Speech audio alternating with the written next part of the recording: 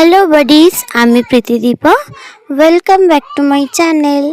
আজ আমার সাথে রয়েছে মাম্মাম আর গুনি। আজ আমরা বাড়িতে আলু পোড়া বানিয়েছিলাম, সেটাই তোমাদের সাথে শেয়ার করব। চলো দেখে নিই। আমাদের বাড়ির পাশে একটা বাগান আছে। সেই বাগানে আম গাছ, কাঁঠাল গাছ, অনেক রকমের গাছ ছিল, কিন্তু সুই পোকার জন্য কেটে দিয়েছে। তো সেখান থেকেই মাম্মাম আর গুনি এই ছোট ছোট ডালপালাগুলো নিয়ে এসেছিল। তো আমরা সেগুলোকেই ছোট ছোট করে ভেঙে নিলাম। এবার আমরা একটা থালার মধ্যে এগুলোকে সুন্দর করে সাজিয়ে নেব। তার আগে আমাদের লাগবে কাগজ। তো কিছুদিন আগে মিষ্টির বার্থডে গেছিলো, তো অনেক চকলেটের প্যাকেট ছিল। তো সেই চকলেটের প্যাকেটগুলোর মধ্যে করে আমরা আগুনটা জ্বালালাম, কেন কাগজ তো লাগবে আগুন জ্বালাতে গেলে। তো ওর জন্য কাগজ আর শুকনো পাতা দিয়ে আমরা আগুন জ্বালিয়ে নিয়ে ওপর থেকে কাঠগুলো সাজিয়ে সাজিয়ে দিলাম। এরপরে আমরা আগুনের তাপ নিচ্ছিলাম।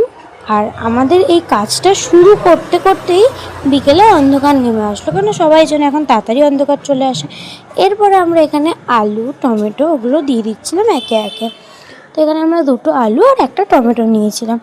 আলু সেদ্ধ হতে আমাদের আধা ঘন্টা সময় লাগবে। তো আমরা সেটা অপেক্ষা করতে করতে একটু আগুনের তাপ নিয়ে নিচ্ছিলাম। দেখো গাইস, ও কিন্তু বলবে না, কিন্তু এটা হচ্ছে আমার ক্রেডিট, আমি বলছি। কি করবি বল? এরা ওটা কেউ স্বীকার করবে না, গুনু জানে। গুনু, আমি তো একদম ভেবাচাকা খেয়ে গেছি মাম্মা, আমি কিছু জানি না, I don't know anything. Yes. এখানে কি করে কিছুই করেনি। হ্যাঁ, কাজ জোগাড় করেছি, এটা কিন্তু ঠিক না ভাই, এটা ঝগড়া আমাদের। এইসব করতে করতে আমাদের আলু সেদ্ধ হয়ে গেছে। তাই আমি এক বাটি জল নিয়ে চলে গেলাম আলুগুলো তুলতে। তো আমি একা একা সব কিছু আলু টমেটো তুলে নিলাম। তারপরে সেটা খোলা ছাড়িয়ে ওদেরকে ভালো করে ধুয়ে নিতে হবে, কারণ আলু টমেটোর গায়ে অনেক ছাই লেগেছিল। তো আমরা সাথে এখানে লঙ্কা পুড়িয়েছিলাম, লঙ্কাটা ভালো করে পুড়ে গেছে। তো আমরা এখানে সব কিছু ধুয়ে মাখতে বসে গেছি। আলুগুলো তো খুব ভালো সেদ্ধ হয়েই ছিল, সাথে টমেটোটা একদম গলেই গেছিলো।